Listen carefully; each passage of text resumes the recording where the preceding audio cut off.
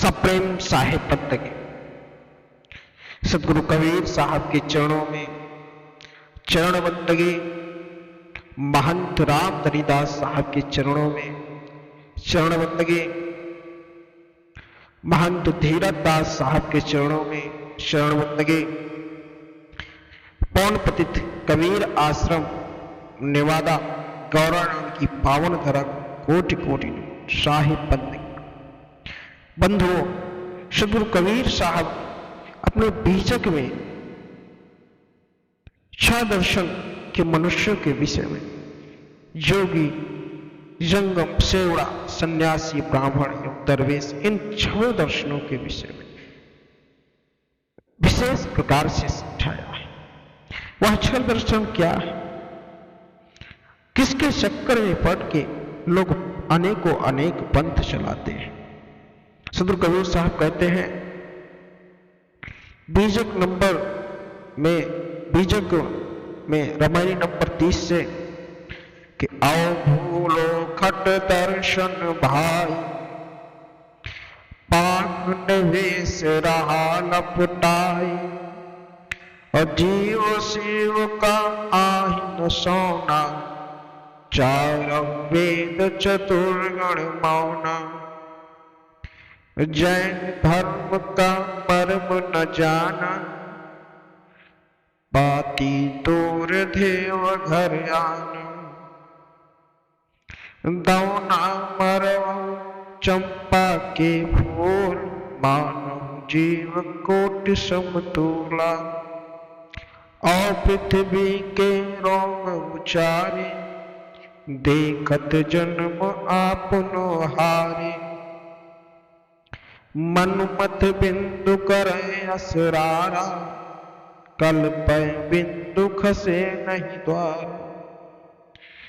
ताकर हाल होए अद्भुता, 6 दर्शन में जान बिगुरचा, ज्ञान अमर पद बाहिरे,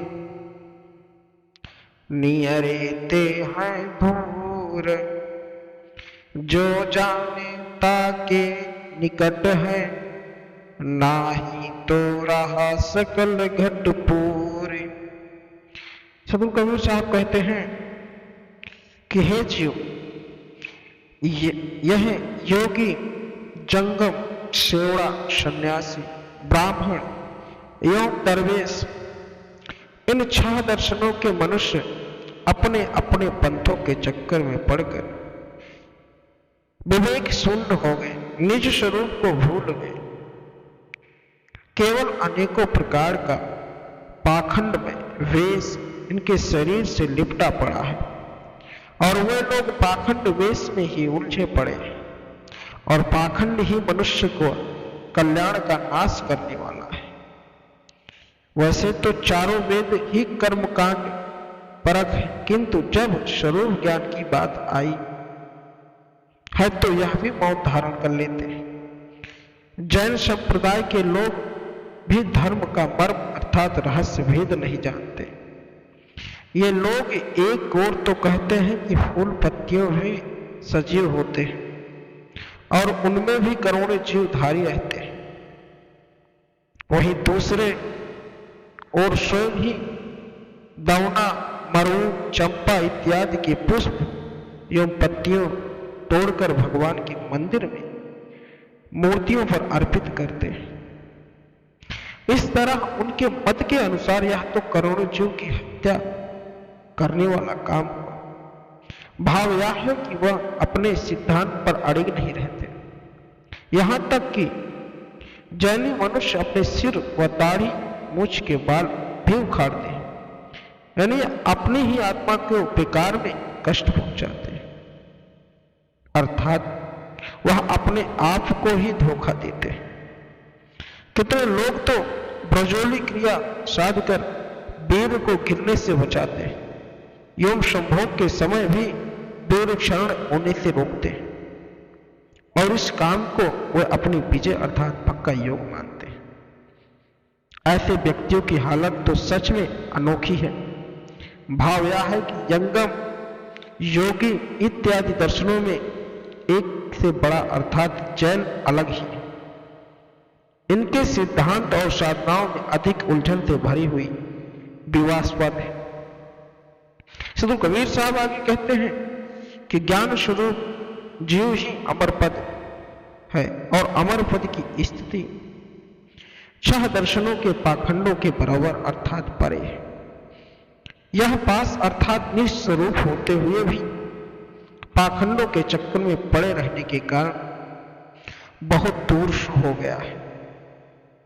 अर्थात जो इसे मानते हैं उसके लिए यह अमर पद मोक्ष स्थान अत्यंत पास है। जो अज्ञान उनके लिए यह पास होते हैं भी बहुत दूर आकाश आदि में दिखते हैं।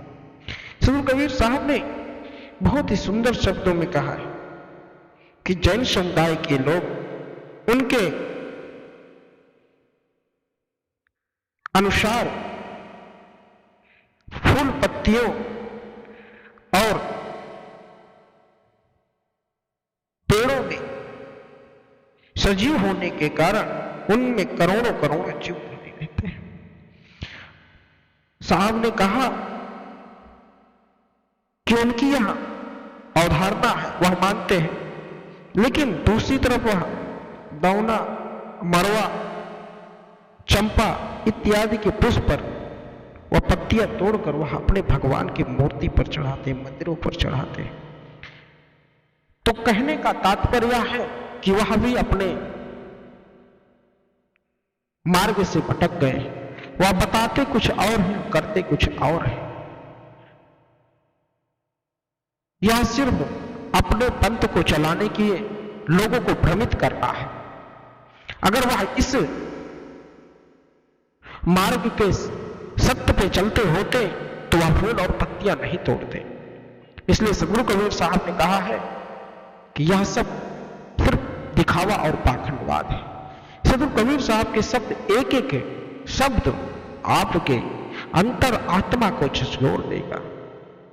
सदगुरु कबीर साहब के शब्दों को समझना ही है। जब तक उनको समझोगे नहीं तब तक इस भवसागर से निपटना किसी जीव के बस की बात नहीं है। सदगुरु कबीर साहब की भक्ति अविरल है, उनका ज्ञान अविरल है। उनके ज्ञान में वह राज छुपा हुआ, उनकी वाणियों में वह राज छुपा है, जिसके लिए तुम नित इधर उधर भटकते रहते हो। उस ज्ञान को अगर समझना है तो संत भक्ति में लग जाओ, सदगुरु के शरण में आओ, तब जाकर आपको समझ में आएगा कि सदगुरु कबीर साहब ने क्या कहा है, उनका मकसद क्या है। वह किसी के लिए गलत नहीं कहते, वह किसी के लिए बुरा नहीं कहते, वह किसी धर्म संप्रदाय के लिए एक तरह की बातें नहीं करते, वह सभी के लिए बातें करते हैं। जो सत्य होता है उसकी बात करते हैं।